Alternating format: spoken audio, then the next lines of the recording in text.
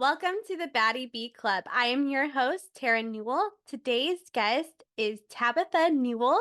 We have similar names. We're still trying to find out if we're related or not, but she is the host of A Little Bit of Life podcast. She has on amazing guests with amazing stories, touches a little bit in the true crime space. So today we're going to talk. So let's get into this episode.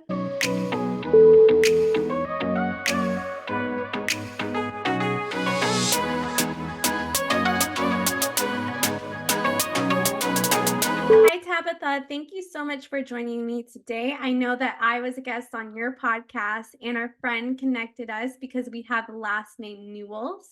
So I'm hmm so excited to have you on today. Why don't you start to tell me a little bit about yourself? Thank you so much for having me on. It was crazy to hear how we were connected. We have the same last name. I'm still deep diving down that rabbit hole to see if somehow we're related. And I think with how our personalities are, there has to be a connection. But I live in Texas now. I host my own podcast, and I started diving into it because of, needless to say, a man. I was in a bad situation in a relationship. I was controlled to the T and basically told no one wants to listen to what you have to say. You're a female. No, this is a hobby. And I went through a lot this past year, which was very traumatizing. I consider myself to have very thick skin. Nothing usually bothers me. And I think last year plummeted me to the point where I really had to sit with myself. I always record with guests and talk about finding yourself and loving yourself. And this past year taught me like I've never done that on my own. And it was traumatizing and scary. I relocated from Arizona. I lived there for over 22 years. I had my girlfriends, my lash artist, my spray tan. I mean, if anyone needed something, I knew exactly where to go. And I fell in love with somebody. He was introduced through mutual friends, and I believed everything he said, hook, line, and sinker. I knew better. Those red flags were waving. I just thought they were really pretty, and let's just change them a darker red. And from the day that we met to the day I packed up a U-Haul with everything I owned, it was less than 60 days. And I moved from Arizona to Texas. And needless to say, the relationship crumbled pretty quickly, matter of 8 to 9 months. I always feel like people's personalities kind of come out. I always say in about 90 days, you'll get to kind of see the glimpse of the version you're really going to get. So, yeah, I mean, I always thought, relationships, they come and go, but I had kind of my core values. I knew what I was doing with my business. I'm a dog mom. I had the most amazing Frenchie he just turned 2 on Halloween. And he passed tragically less than 30 days after his second birthday. So I kind of got hit back to back with a loss of a relationship of what I thought would be a marriage the rest of my life at 38 years old. I thought I found my person, knowing like no more awkward dates, no more dating apps, no more being that single friend. That came to a crash, and then it quickly followed with that double grief of losing my heart dog. I'm so sorry about that. Do you feel that the grief kind of double-ized in a sense? And have you ever experienced a low point like this in your life? No, I've never experienced anything like it. Like I said, I've always been that one that everybody would come to and everybody would share their troubles, and I would carry things on my shoulders, especially with my guests that would come on. We talk about a lot of really deep, heavy mental health topics.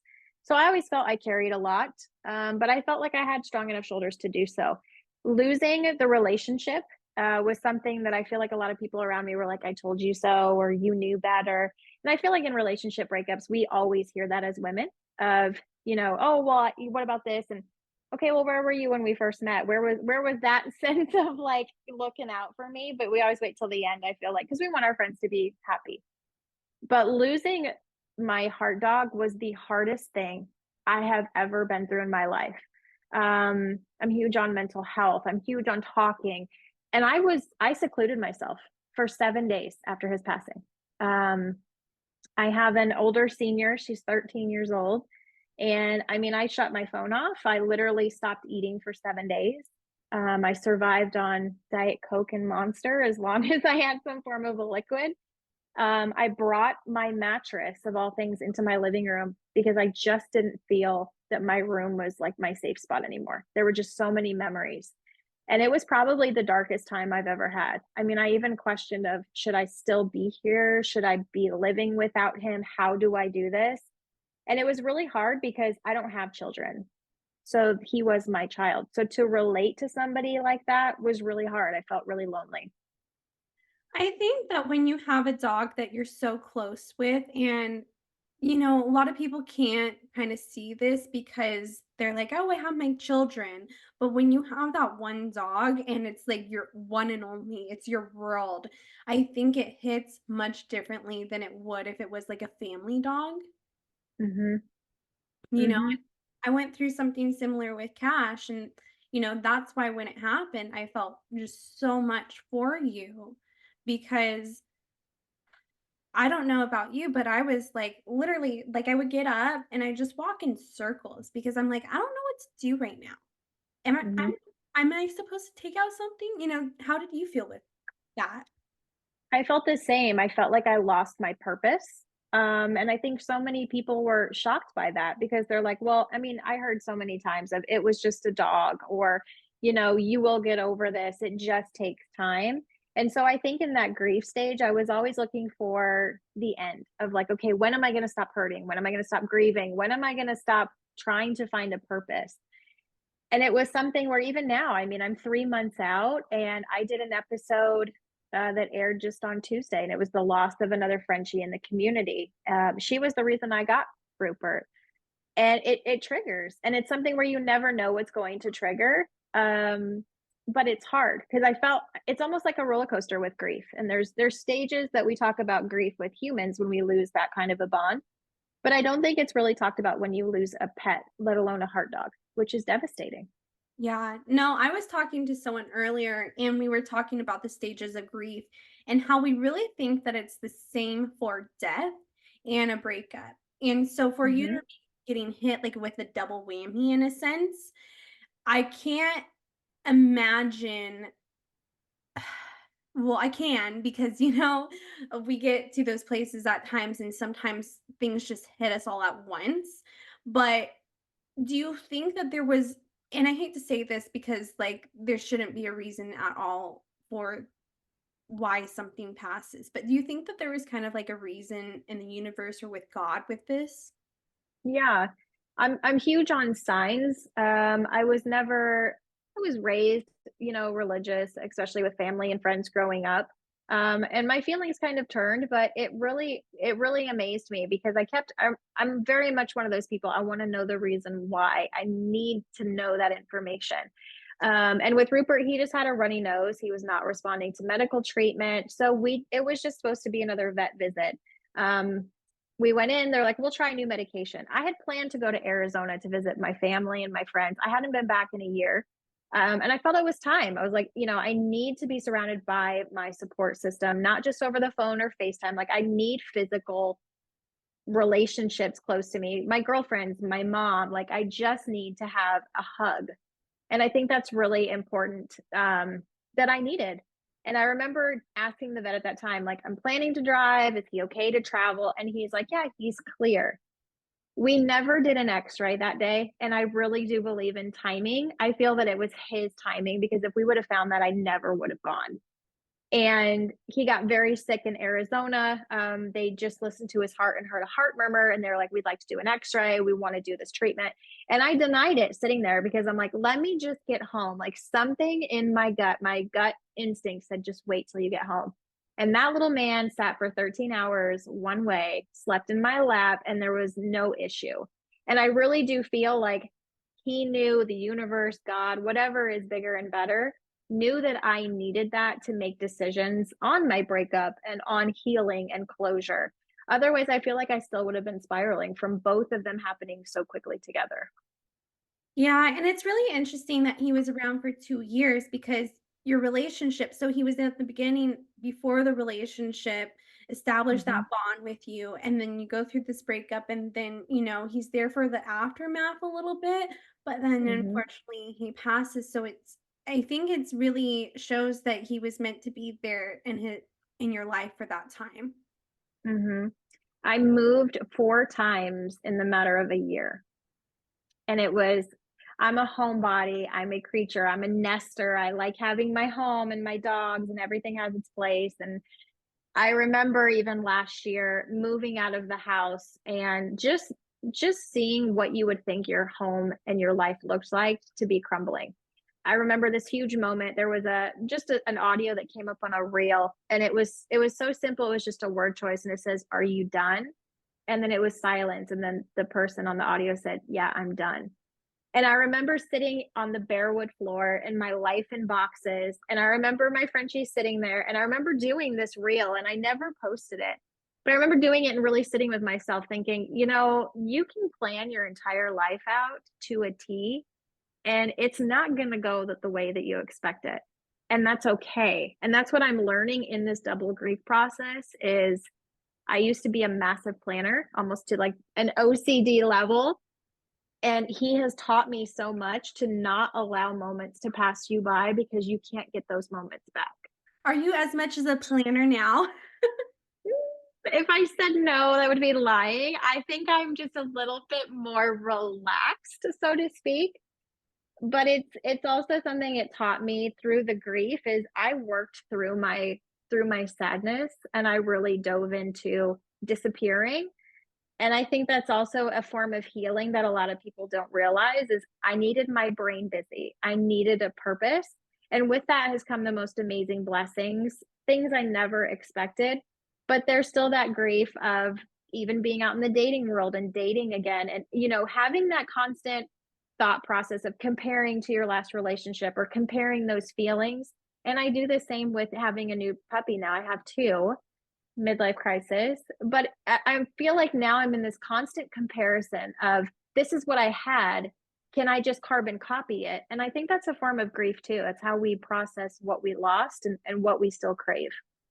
Yeah, and I'm not gonna lie, I went and did the same thing just with one dog instead of two. I don't suggest to. But I went out and I got an Australian Shepherd like 3 weeks after I put a deposit on him 3 weeks after my dog passed away, and it Hmm. was because everyone kinda saw that I was codependent with my dog, Hmm. and, you kinda need that, especially I don't know about you, but when dealing with mental health and, like, PTSD and trauma, it was such a great part of my life that helped heal me. Hmm. Yeah, I do a lot of episodes on my podcast about mental health, and I'm very much an avid creator. I hate using that word, but on social platforms, and I've done a lot of stuff with mental health and veterans and Blue Line and stuff like that. And it was something where, I mean, my mom and I are so close. We're best friends. She just moved finally to Texas like 2 months ago, and I remember, I mean, it was interesting to hear too, because you don't think about how your grief or your loss affects those around you in your support system. And I remember my mom coming in just, I think it was like a week or two ago, and she just had a breakdown. And I'm like, are you okay? And I remember she's like, I don't have closure over his passing. And I'm like, and I never thought of that because I'm like, why would somebody that's not around him every day need that closure? And it kind of amazed me. And it really made me open up, which I think I scared her because the texts are constant every day. But I told her, I said, I've never been in a deeper form of depression in my entire life. And she's like, what do you mean? And I opened up to her. It just flew out of my mouth because I'm that strong, independent kid that she raised. And I said, I had many thoughts that I didn't want to be here anymore. And I didn't know what that looked like. And she's like, do we need to go somewhere? I'm like, no, like, we're good. But it made me really sit down with myself and like realize how much even the smallest things like him also impacted other people. I mean, I still can't even get through the numerous people that said, I got a Frenchie because of you. Or, I mean, I got the most amazing messages because he touched their lives. And it's like, I felt selfish in my grief stage almost. See, this is why you don't get two. Um, I felt selfish almost that I was grieving him, but he wasn't just impactful in my life either. Yeah, and I think that's when this dog comes into your life, these these family members that are really just like your one and only family member. I think that it's just so different with the brain and everything. And people see that dog and they're like, "Oh my gosh, I want that. I want that because it looks so great and that dog looks so well behaved because he's with you all the time." And I've actually had like a few people go and get Australian Shepherds because of me too. But then it's funny because it's not the same. And they don't realize, "Oh, your dog's attached at the hip with you, and ours is Mhm. a little crazy now." Yeah. Yeah, I don't know if you felt this. I think it's something that a lot of people don't expect, or maybe they just don't talk about. When you got your other dog, did you feel guilty to love again? Yes, absolutely. And it was because so many people tell you like, "Oh, I can't move on, from that Mhm, dog passing away," and I think those people kind of guilt you in it's absolutely okay to think that way, you know? Like, but you need to do what's good for you. Like, if you're a mhm, dog person and you have a dog in your life constantly and every single day, and that dog is part of your every single day routine, and you can't get by without that dog being there, I literally say, think about getting a dog right away. mhm, And that's why I mhm, kind of pushed well, like, I encouraged you to do that too because I wanted you to feel supported in getting that dog, and I also mhm. didn't want you to be in the state that I felt like I was in with that.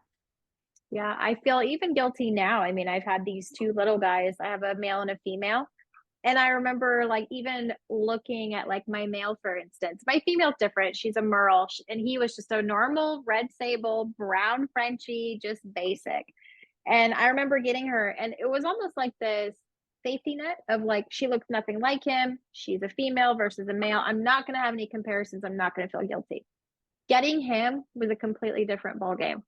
And it's Mhm. amazing because I still also feel guilt. I mean, I was dating in my new town when I moved after my relationship ended. And I think I was avidly putting a band-aid on the breakup. So I was so interested in finding somebody I clicked with, finding companionship. Even if it wasn't lifelong, I was like, I need somebody. I feel like I just need the companionship. That I left my dogs at home on numerous nights for a couple hours. I mean, we all do it. But when Rupert passed, now I have almost this guilt and fear to go out and date again of I'm not spending this time. What if something happens when I'm gone? I'm never going to get this time back over going out for dinner with somebody that is never going to get past date number 1. Let's be real. The dating world is something else. Yeah. And so I feel a lot of guilt with that too. And I feel like maybe I don't know if you felt this in that double grief process, but you live in this world of what ifs all the time. Yeah, and that's something, at least for me, I've like, the what ifs are what ifs, those are always gonna be there, and it's like, what if I took my dog off all the meds and had him on CBD and THC from the beginning? But I'm a believer, like I'm sure you are, that everything's meant to happen for a reason, and he was a part of your life for that time. And I think, at least this is the coaching side of me, when you feel that guilt and you feel bad for moving on, and you're like, "Okay, I need to get back to these dogs because I don't know what's going to happen from them." I think it's the Mhm, residual trauma from you losing something that shouldn't have happened that way. mhm. Yeah. I had a friend of mine, I had a great friend of mine that lived in Colorado. He was this female, I swear, stop. He was a couple months ahead of me in regards to, like, losing his heart dog, and so Yeah. I almost felt this sense of control of I know what to expect. I know what this is going to look like. I know in a month from now what I'm going to feel like in 2 months and 3 months, and now looking I'm like, "Man, I had no idea." And I had a great friend of mine in Connecticut that she was seeing the deterioration of her dog who was 13. And, I remember the audio messages we would send. I mean, 7, 8, 10 minutes long, sobbing, sadness. And I remember telling her, like, I know what you're going to feel like because I can see in the crystal ball what's coming. And it was something where I'm like, I think that in life, we're so concerned about feelings and not processing those and trying to push through, like, when is this going to stop? That I always thought losing him in such a tragic way was a way that I could help other people know what was coming. And let me tell you, when you least expect it, life will smack you and teach you lessons that you never even knew you needed. Oh, yes. And I think that, you could definitely relate to people with grief and stuff, but I'm sure for you, you could say this, it's different for everyone, Mhm, because you had that unique experience with him. I didn't. Like, I could feel for you, but, you're the mhm. one that's in it. Yep. Yep, and everyone grieves different too. I mean, I finally just did it a couple weeks ago, kind of redid my space. When he passed, I had photos printed everywhere, and I mean, I felt so bad. I remember it was like maybe 4 or 5 days after, and I was like, "I need to get as many pictures of him, like favorites on my phone printed." Poor lady at CVS. I walked in with sunglasses on in the middle of a storm in West Texas. My eyes were terrible, my lash extensions were gone, and I remember I'm like, "I'm here to do a pickup order." And she's like, "Okay." I didn't even pay attention. I printed 78 pictures. What is one human going to do with 78 pictures? You might need them all. You never know.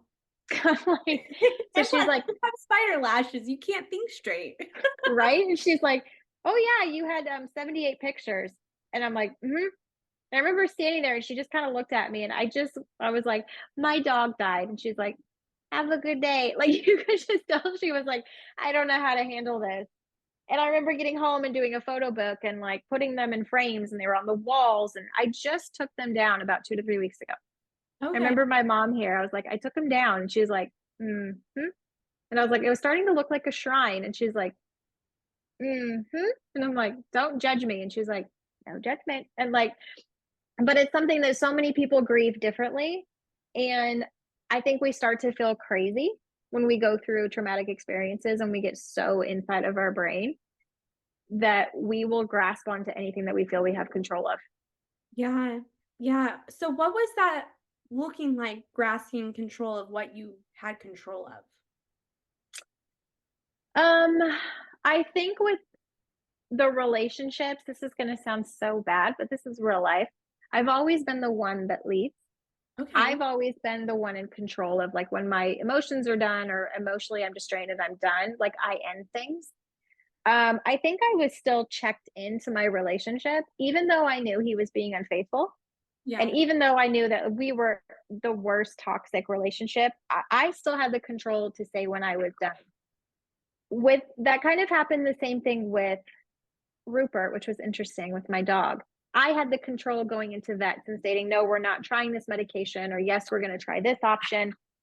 And it's amazing to me because the two things I loved the most last year were the two situations that I had absolutely no control over. Oh, and what were those? He was not responding to treatment. Mhm. My ex already was on his one way out because I learned he constantly rotated women by the year.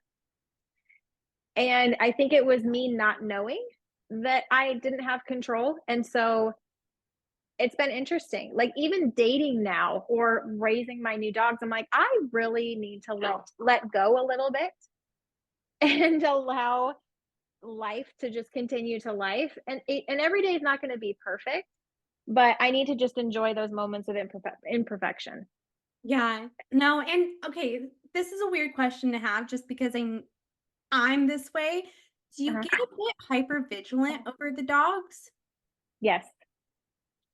Because Mhm. of like the residual trauma too, I Mhm. assume. Mhm.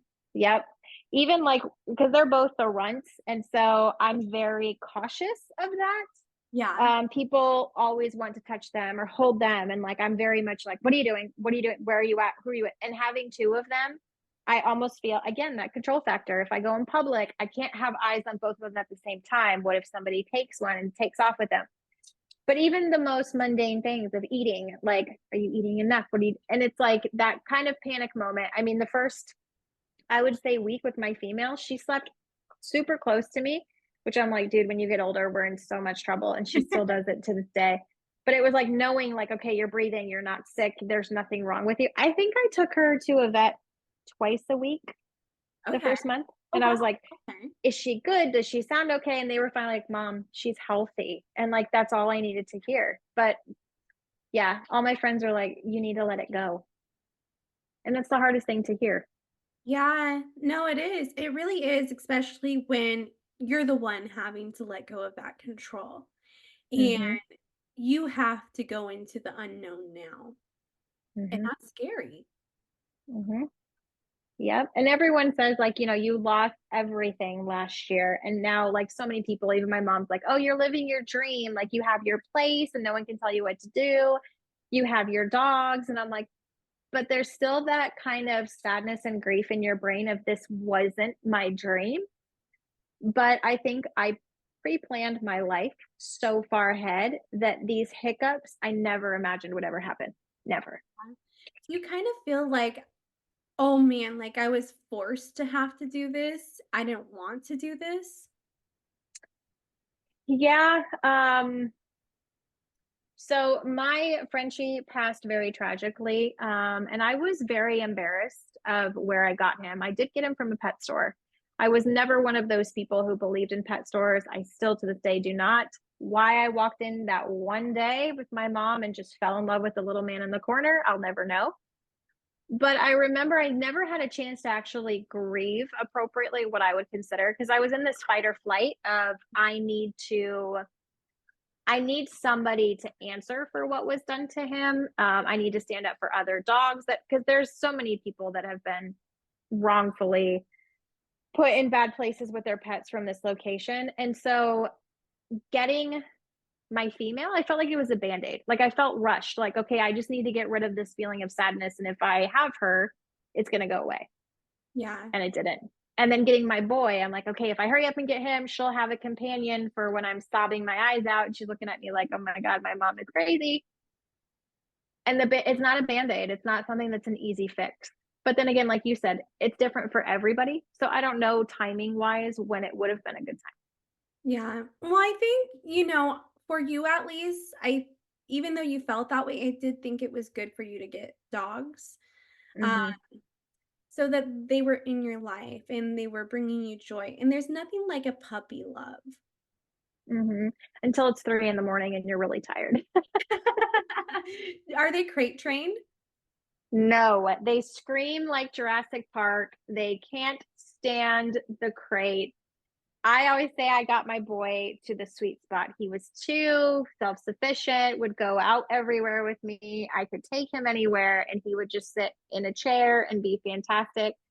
And it was kind of that roller coaster of I'm starting all over. I felt like I was starting all over from a relationship of being single. And, I had things in storage and I was kind of getting things set up. And I just remember that feeling of like being so proud, like nobody can take anything from me. This is mine. But I remember even sitting that first day and I just sobbed in my kitchen thinking, this is what my life looks like.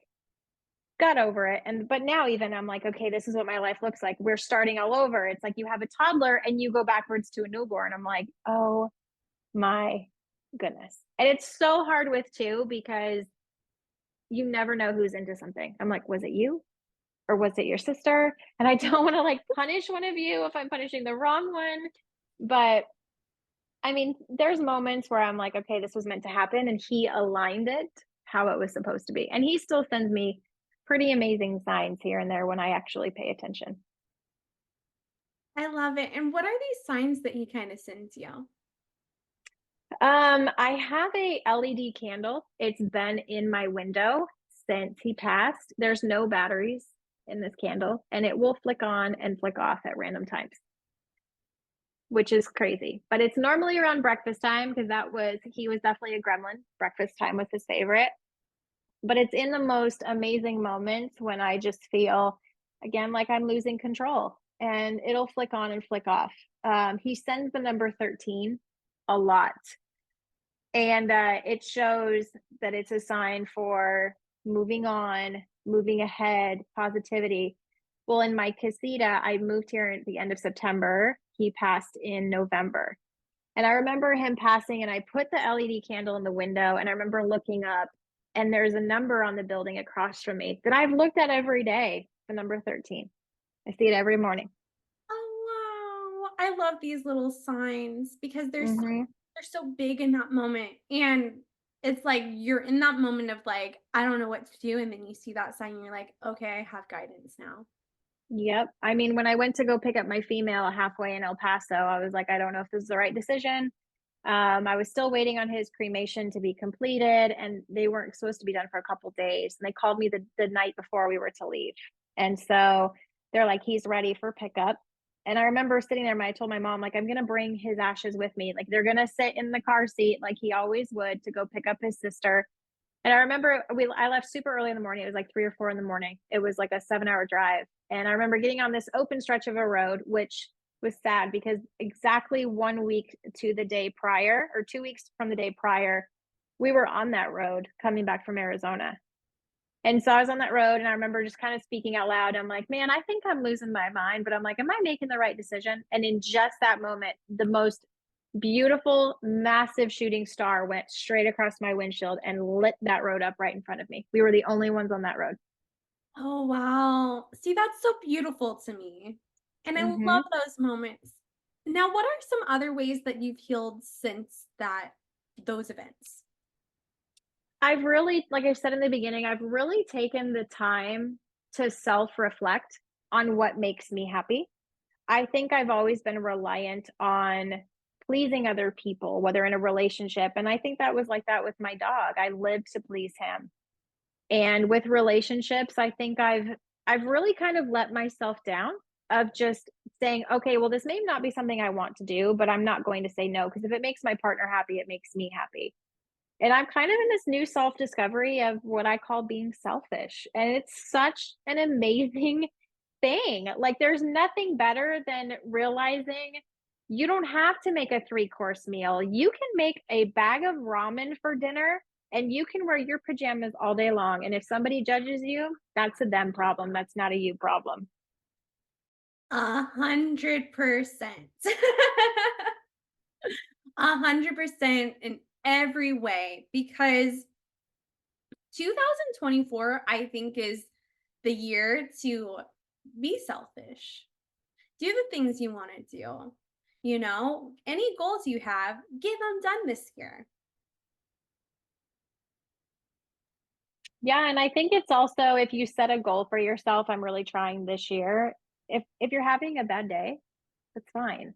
Yeah. I always felt guilty of, I have to wake up and I have to be productive and I have to make, the best of the best. And I'm really starting to just listen to myself. At 38 years old, I haven't done that in a long time of if I'm tired today, I'm listening to myself and I'm going to adjust my schedule as needed. And I know a lot of people are like, well, if you don't run your own business, you don't have that luxury. Well, you have enough hours in the day and the evening that you can adjust that for Yeah. yourself. And I think it's really telling of, it can be I started reading this year, a lot of books instead of go. I have not read since I was in high school. But it's interesting. Like one of my girlfriends in Florida is like, read this and read that. And so it's a way that we connect. I watch reality shows with a couple of my girlfriends and we always talk about it. Even this morning, I'm like, I haven't caught up. Don't spoil it. I'm not reading your text messages. But it's finding the happiness in the little things that I think I really took for granted because I was always building a bigger picture of what life was supposed to look like. Yeah, I think that's the beautiful thing is when you stop building and stop planning what your life should look like and you just do the things you love, do whatever you want, that's when it all changes. Hmm. Yeah. Oh, And it can be scary, but it yeah. can be fun. Yes. Yes. So true. And then I know we only have a little bit of time left, but what are some, and sorry about the dogs jumping in. Oh. See, mine are going crazy under here. It's raining, and I think he went out in the rain, had himself a little frolic, and then ran inside and he's gonna jump on the bed. It's all about the little things, right? Because one day we miss those small little moments. Right? Yes, yes. So, what are some other last words of advice for anyone going through this, anyone struggling with not wanting to be here? What are some words of advice? The biggest sentence I use every time when I end a podcast or a live is give yourself a little bit of grace. We are our hardest critic. And at the end of the day, You're the only one that knows what you didn't do or what you did wrong or what you did correctly. Give yourself a little bit of grace. And in those moments where you feel like you don't want to be here, I always try and go, it sounds so cliche, but I go in front of a mirror and I really look at myself. I have not done that in a very long time.